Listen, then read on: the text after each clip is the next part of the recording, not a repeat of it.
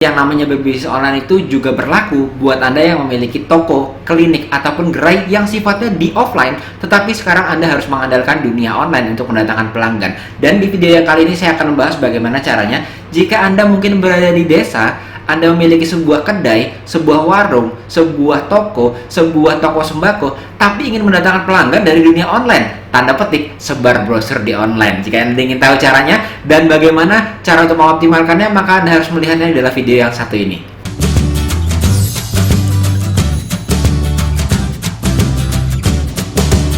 Halo, berjumpa lagi bersama dengan saya Yosef dari Sekolah Pebisnis, dan kali ini di dalam video yang satu ini kita akan bahas bagaimana caranya supaya saat ini Anda menggunakan strategi marketing atau strategi berpromosi. Kalau biasanya kan kita berpromosi yaitu adalah mouth to mouth atau mulut ke mulut ya.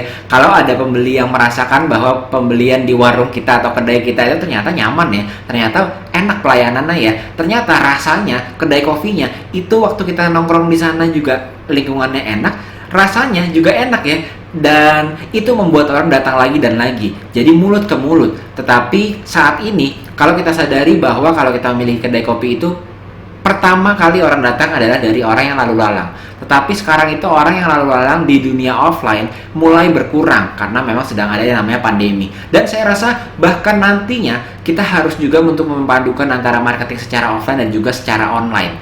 Dan inilah pentingnya di saat ini bagaimana kita bisa menyebarkan brosur bukan hanya di dunia offline saja, karena mungkin ada beberapa dari kita yang sudah mencoba marketing di dunia offline dengan menyebarkan brosur, tetapi ternyata di dunia online pun kita bisa menyebarkan brosur dari dunia online. Faktanya sekarang banyak sekali orang-orang yang sudah menguji ataupun sudah merasakan bahwa ternyata dunia online ini bisa mendatangkan mungkin tidak hanya suplemen aja atau sebagai tambahan income saja, tapi bisa jadi sebagai sumber utama pendapatan mereka bahkan jika lokasinya di desa. Yes, bahkan jika lokasinya di desa ataupun di kampung. Kenapa? Karena ada yang berbeda di antara jika teman-teman memulai usaha yang disebut dengan bisnis online yang mengirimkan barang dari kedai kita atau toko kita, ataupun jika kita memiliki sebuah produk yang nantinya bisa dikirimkan ke customer kita. Saya di daerah Jogja misalkan, kita bisa mengirim barang ke seluruh Indonesia, biasanya menggunakan paket. Tapi kalau saya memiliki toko sembako, saya memiliki kedai kopi, saya memiliki toko yang sifatnya itu mengantar galon ya, atau saya memiliki toko yang sifatnya itu saya selalu mengantarkan seperti gas, tabung gas. Bagaimana caranya saya bisa berpromosi ke orang-orang yang spesifik yang ada di area sekitar bisnis kita? Dan ini disebut dengan lokal bisnis, atau lokal bisnis itu adalah bisnis yang berpromosinya ke area sekitar dari bisnis kita. Beda ya, kalau kita berpromosi posting di sosial media, kita posting ternyata kita di Jogja, begitu posting dilihat sama orang yang di Irian Jaya, atau kita lagi ada di Papua, ternyata begitu kita posting dari sana yang melihat orang yang ada di tempat lain di Sulawesi, maka percuma karena mereka tidak bisa datang ke tempat kita, ke kedai kita. Kita jualan galon air, promosi di online, saya misalnya di Tangerang, yang melihat adalah orang yang ada di Bandung, tidak akan bisa membeli dari saya. Oleh karena itu, bisnis lokal ini yang berpromosi ke daerah sekitar bisnis ini kita jalankan dengan menggunakan lokal marketing. Marketing tetapi sangat fokus ke daerah lokal yang ada di sekitar bisnis kita. Dan inilah tipe marketing yang Anda butuhkan jika Anda memiliki kedai, memiliki toko, memiliki sembako, bengkel mobil, klinik, dan yang lainnya yang sifatnya adalah customer Anda ini ada di area sekitar bis Anda. Jadi bisa jadi yang Anda jual ini produk seperti galon, ataupun tadi sembako, ataupun yang harganya cukup mahal seperti Anda menjual mobil, biasanya juga ada di daerah sekitar situ, properti juga ada di daerah sekitar situ, atau Anda menjual yang sifatnya jasa seperti halnya dokter yang ada di Irian Jaya pastinya berbeda dengan dokter yang ada di Aceh, dengan dokter yang ada di Sulawesi. Tidak mungkin ya kita posting menyebarkan influence kita sebagai seorang dokter bahwa kita bisa mengobati penyakit tertentu, diposting ternyata pasiennya dari Bandung harus berjalan dulu terbang ke Jogja untuk pengobatan. Sangat jarang terjadi. Artinya baik Anda menjual produk ataupun jasa, jika targetnya adalah orang-orang yang ada di sekitar bisnis Anda, maka marketing yang Anda butuhkan itu namanya adalah lokal marketing. Dan di sini yang akan kita bahas. Jadi biasanya sumber pembeli kita kalau di dunia offline itu kita kan biasanya menyewa kios, menyewa toko, menyewa warung ataupun kedai. Dengan asumsi bahwa di daerah sekitar kedai kita itu, klinik kita atau ruko kita itu, ya sudah ada orang yang pastinya lalu lalang ya di sekitar situ. Dan pada akhirnya orang yang lalu lalang itu nantinya bisa kita tarik masuk ke dalam ruko kita. Makanya depan ruko itu biasanya kalau misalnya itu adalah sebuah coffee shop, maka dibuat menarik, pintunya menarik, dari luar sudah terlihat interiornya menarik. Kalau misalnya kita menjual aksesoris ataupun sembako katakanlah, atau mungkin alat rumah tangga, kebutuhan rumah tangga, berapa banyak dari kita yang sudah buka kedai atau kios, bahkan kita majukan sampai hingga orang jalanan di luar itu bisa melihat ada rak kita yang maju, dan mereka bisa langsung waktu melewati toko kita itu melihat rak di depan dari toko kita itu ada pilihannya apa saja. Bahkan ada toko-toko ya yang di pasar itu digantungin di depannya itu ada gantungan-gantungan menggunakan tali rafia. Supaya apa sih kira-kira? Supaya orang yang lewat pada akhirnya begitu lewat tertarik melihat apa barang-barang yang digantung di sana, dan pada akhirnya tertarik untuk masuk ke dalam toko. Ini namanya adalah sumber trafficnya atau sumber pembelinya datang dari orang yang lalu lalang. Nah, jika Anda di dunia online, maka pertanyaannya, dari mana sumber traffic Anda? Jika Anda sekarang memiliki toko, gerai, klinik, ataupun bengkel, ataupun tipe-tipe bisnis yang sebetulnya Anda memiliki lokasi offline, tapi ingin mendapatkan traffic atau calon pembeli dari dunia online. Jawabannya adalah, trafficnya harus di-generate, harus dicari. Tidak dengan otomatis seperti kita punya ruko, itu langsung ada yang lalu lalang di depannya. Jika di dunia online, maka Anda harus tahu di mana sumber-sumber orang ini yang nantinya akan bisa mampir ke tempat Anda. Maka pengetahuan ini mengenai traffic ini akan membuat mindset kita dari pembisnis offline ke online ini akan lebih cepat beradaptasinya. Karena biasanya kita sudah mendapatkan ruko, maka otomatis sudah ada yang lalu lalang. Saya sudah menyewa sebuah booth di mall, di bazar, otomatis orang yang di mall itu ya sudah ada yang lalu lalang. Ternyata di online tidak seperti itu. Kita sebagai seorang entrepreneur, sebagai seorang pebisnis, itu yang harus berinisiatif untuk dari mana mencari trafficnya. Oke, katakanlah seperti ini ya, supaya mudahnya dimengerti adalah bisnis kuliner. Yang memang saat ini, walaupun pandemi, banyak sekali franchise dan bisnis kuliner yang tidak hanya kita bilangnya itu survive aja, atau tidak bangkrut saja, tetapi bahkan luar biasa perkembangannya. Naiknya itu membesarnya bisa jadi eksponensial, tidak hanya naiknya linear seperti itu, tapi ada beberapa bisnis kuliner yang naiknya itu bisa secara drastis.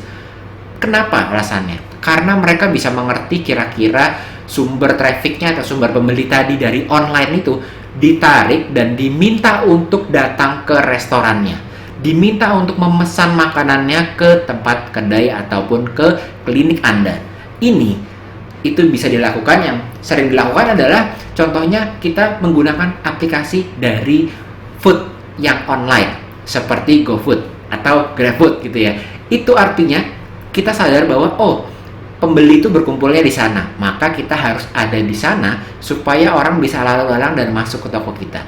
Ternyata tidak hanya di aplikasi-aplikasi itu saja, tapi di sosial media pun Anda bisa melakukan yang namanya strategi lokal marketing ini, yang memang kita bahas ya di sekolah pebisnis ya. Ini mengenai strategi bagaimana Anda bisa ada di beberapa lokasi-lokasi yang nantinya Anda bisa menjaring orang ini supaya bisa apa? Supaya bisa mampir sebentar dulu dong ke toko kita, membuat mereka tertarik, dan pada akhirnya tidak lagi mereka itu datang ke toko kita secara offline. Itu saat mereka itu penasaran. Misalnya kalau dulu ya di offline ya, mungkin kita ingat kalau kita lagi naik motor, kita lihat atau naik mobil di depan sana ada sebuah toko yang menarik, restoran yang menarik, kita memutuskan untuk mampir dulu yuk gitu ya. Mampir dulu, kita melipir.